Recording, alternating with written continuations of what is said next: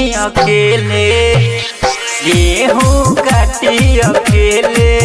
हम गेहूं काटी अकेले पूछहू नया बतावे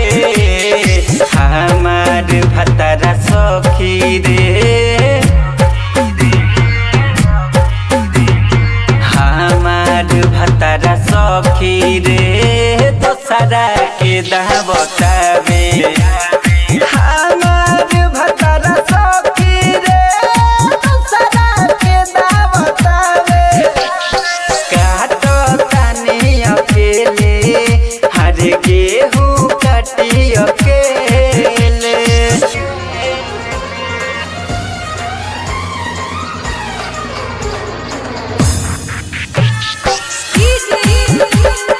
असलम काबू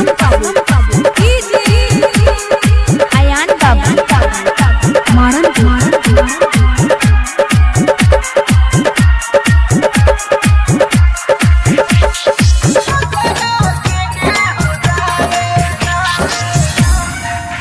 मनवा करता हमारो सब भाग जाई छोड़ के खूंटी घाव कोइलो हमारा कोमल गोड़ के अरे का कोई मनवा करता हमारो सब भाग जाई छोड़ के खूंटी घाव कोइलो हमारा कोमल गोड़ के एगो देवरो बाऊ हो टाइम ने ओने बितावे हमार भतारा सखी रे हमार भतारा सखी रे दोसरा के गेहूं दावे हमार भतारा सखी रे दोसरा के दा बतावे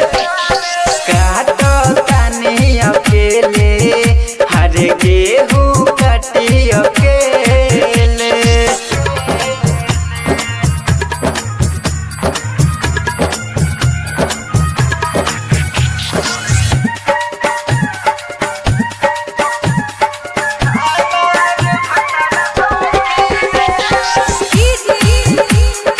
असलम काबू आयान काबू मारन